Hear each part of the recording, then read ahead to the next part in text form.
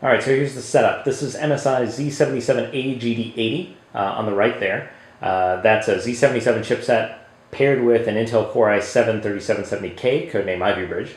Along with that, we have an NVIDIA Kepler GPU. This is a GeForce GTX 680. That's the big card there sticking out of the PCIe by 16 slot. This whole motherboard has a single cable coming out of it. And that's a Thunderbolt cable. So for those of you who aren't familiar with Thunderbolt, it is an interface that can deliver both PCI Express and DisplayPort point-to-point. So any PCIe devices that exist, whether they are SATA controllers, Ethernet controllers, FireWire controllers, whatever, if it's a PCIe device, that can exist at the other end of this cable. And to the motherboard, to the system, it'll look like those devices are local. And that's exactly what the demo is that we have set up here today. So we have this motherboard, which is the first non-Apple Thunderbolt-enabled product we've tested. We've got that single cable connecting directly to Apple's Thunderbolt display, so interoperability with existing Thunderbolt devices is there. So this is a Thunderbolt display. This display itself has a built-in gigabit Ethernet controller, a FireWire 800 controller, USB hub, bunch of other stuff. Those all appear to, at least the GigE controller and the FireWire 800 controller, appear to the Z77 platform. Again, those are PCIe devices and they're carried over the Thunderbolt cable. Now, that Thunderbolt display has another Thunderbolt port on it, and connected to that is the LaCie 2Big. That's that big aluminum chassis there on the left. And that chassis has two 3.5-inch hard drives. There's also another Thunderbolt port on it, which connects to the next LaCie drive, which is the LaCie Little Big Disk. That's the SSD version with two Intel SSD 320s.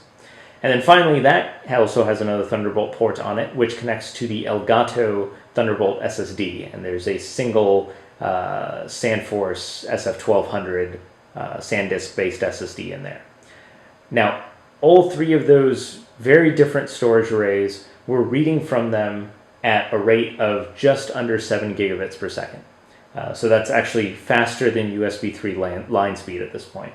Now, in addition to the 7 gigabits that we're reading from those three, if you look at this panel, we're sending video out to this panel.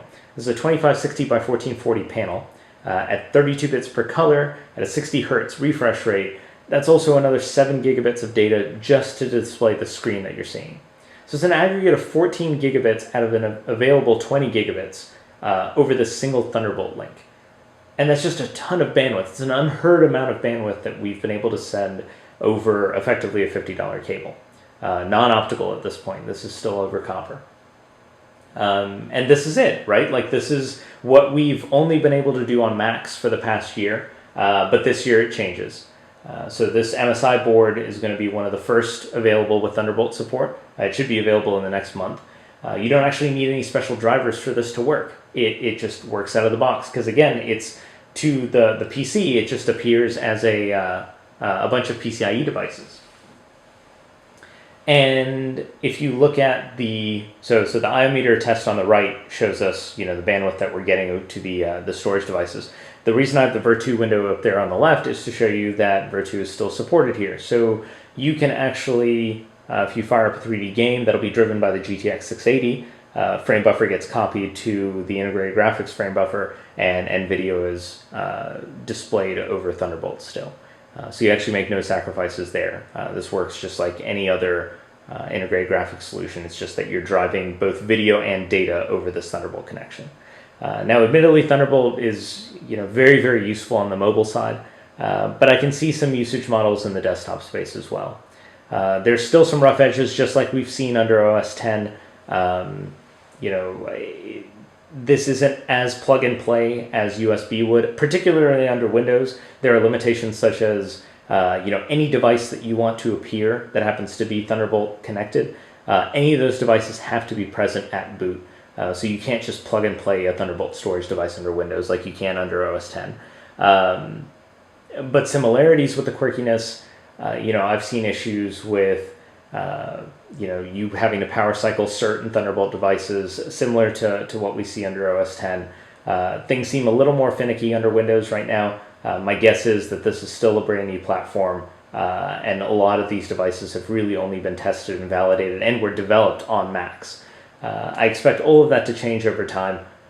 So, over the course of this year, especially as we get more Thunderbolt-enabled motherboards out in the market, more Thunderbolt-enabled PC notebooks, we'll also see a wider spread of compatibility testing and hopefully cheaper devices going forward as well. So there you have it. This is what we've been waiting for, and it's here. Now the trick is to get it ubiquitous and to drive costs down. Both are things that I'm expecting to happen over the course of the next couple of years here.